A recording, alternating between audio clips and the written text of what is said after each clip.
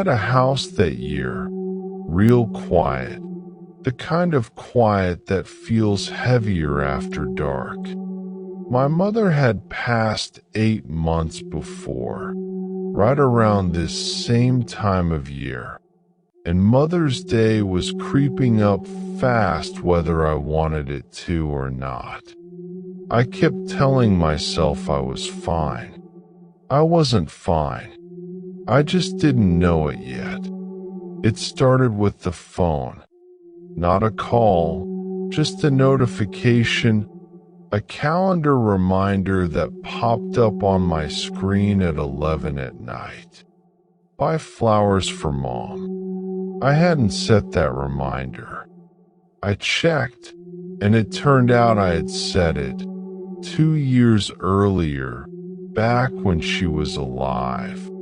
And it had just kept repeating every year since, quietly, in the background, waiting for this exact date to resurface.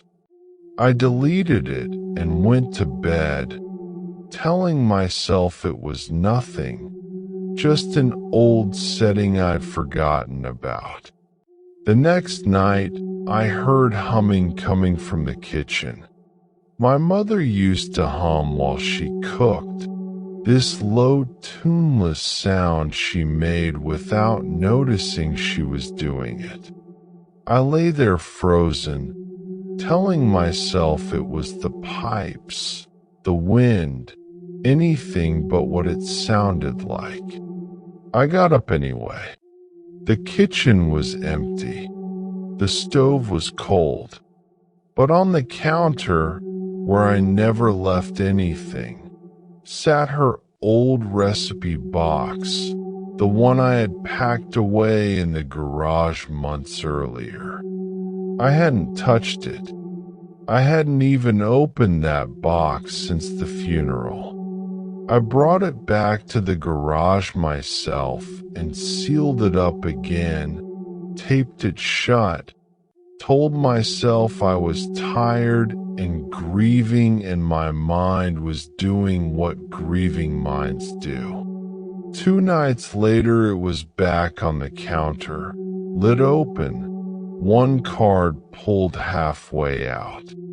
It was her banana bread recipe, the one she made every single year for me on Mother's Day, except backward.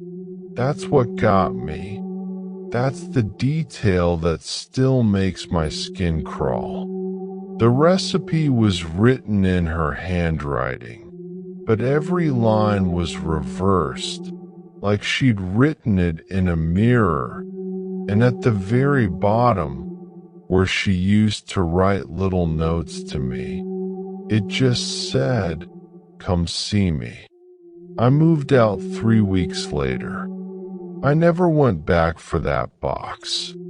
The second one happened to a friend of mine, someone I trust completely, so I believe every word.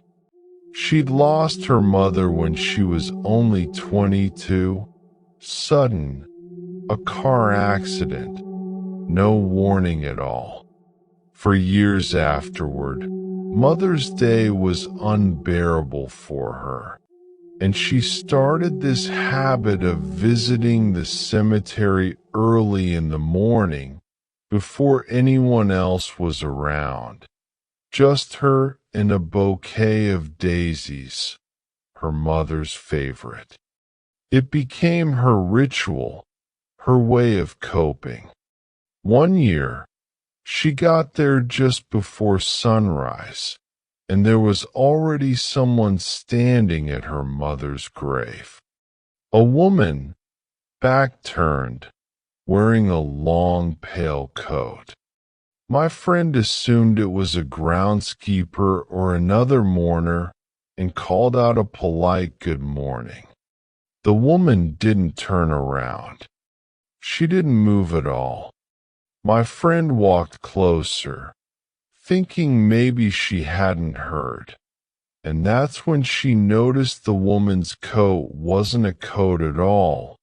It was hospital fabric, thin and papery, the same kind her mother had been wearing the night she died, the night my friend had rushed to the hospital and arrived 12 minutes too late.